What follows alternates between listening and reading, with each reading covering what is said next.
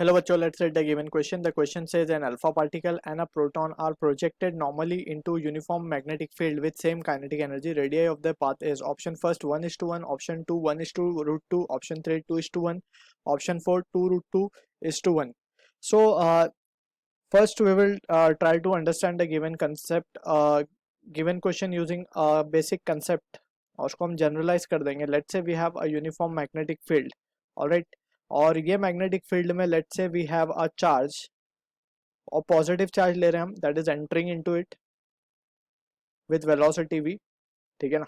सो अब ये जब चार्ज मैग्नेटिक फील्ड के अंदर एंटर करेगा so it will experience a force जिसकी वजह से charge will take a circular path, right. अब ये सर्कुलर पाथ किस डायरेक्शन में लेगा, ऊपर की तरफ नीचे की तरफ, that will depend upon the direction of force जो इसके ऊपर एक्ट करेगी. सो फोर्स का डायरेक्शन हम निकाल सकते हैं using right hand palm rule. So उसमें करना क्या होता है, we need to just point the finger in the direction of magnetic field and thumb in the direction of positive charge या फिर करंट हम कह सकते हैं, and face of right hand या palm of right hand will give the direction of force जो कि आएगी इस केस में ऊपर की तरफ. सो इसीलिए पार्टिकल ऊपर की तरफ बेंड हो रहा है, ऑलराइट. और अगर हम इसका मैग्नीट्यूड लिखना चाहें so we can write it as to be q v B sine theta. और यहाँ पे हम देख सकते हैं कि वेलोसिटी और मैग्नेटिक फील्ड के बीच का एंगल 90 है, सो फोर्स जो आ जाएगा वो आ जाएगा q v b just, alright. अब also we need to understand कि since it is taking a circular path we can say जो सर्कुलर पाथ में जो फोर्स होती है necessary, it is a centripetal force required, so m v square by r. और वो centripetal force आ रही है मैग्नेटिक फोर्स की वजह से, that is q v b. So यहाँ से हम radius of the circular path calculate कर सकते हैं, that is m v by q b, alright. और अगर एक स्टेप थोड़ा सा और अगर हम फर्दर जाएं सो एम बी को तो हम लिख सकते हैं momentum, momentum upon q B. और मोमेंटम को in terms of kinetic energy what we can write 2 mk upon q B, ठीक है ना. ये कैसे लिखा हमने, बिकॉज वी नो कि हाफ एम वी स्क्वायर जो होता है वो होता है काइनेटिक एनर्जी, ठीक.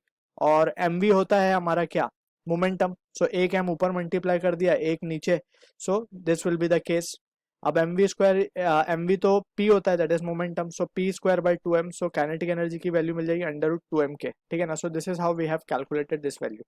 सो using this concepts and result we will try to answer the given question. अब यहाँ पे हमारे पास दो पार्टिकल्स बोले, अगर हम इस एक्सप्रेशन को देखें रेडियस वाले को, सो हमसे बोला गया काइनेटिक एनर्जी दोनों की सेम है, ठीक है ना.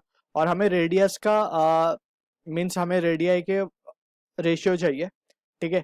सो अगर हम इसको केयरफुली एनालाइज करते हैं, सो यहाँ पे देख सकते हैं कि मैग्नेटिक फील्ड जिसमें दोनों चार्ज जाने वाले वो सेम है और काइनेटिक एनर्जी भी सेम है, ठीक है ना. So B and k are same for both case, ठीक. सो हम रिलेशन डेवलप कर रहे हैं, दैट इज आर को हम कह सकते हैं it is directly proportional to root of kinetic energy, ठीक है. And R is inversely proportional to the charge, clear. अब यहाँ पे वी कैन से हमारे पास दो चीजें, so we have proton and alpha particle. So अगर हम बात करें प्रोटॉन की, so mass of proton is, अगर हम मान लेते हैं m है, so mass of alpha particle is basically helium nucleus, ठीक है. सो ये होता है 4 time mass of proton, that is this.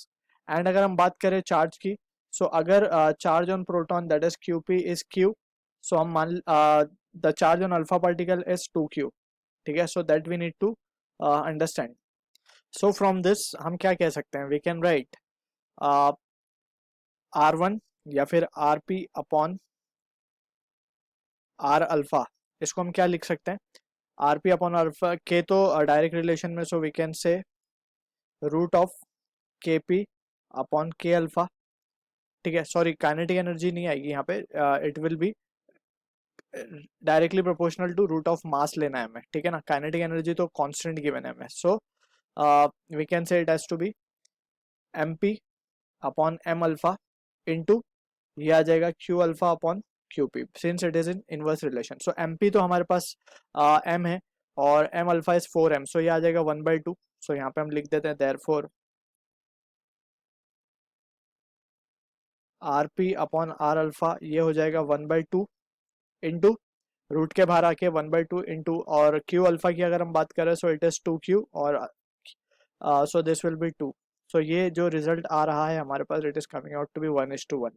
So this is the answer to the question जो कि मैच होगा हमारा ऑप्शन 1 के साथ. I hope you understood the solution. All the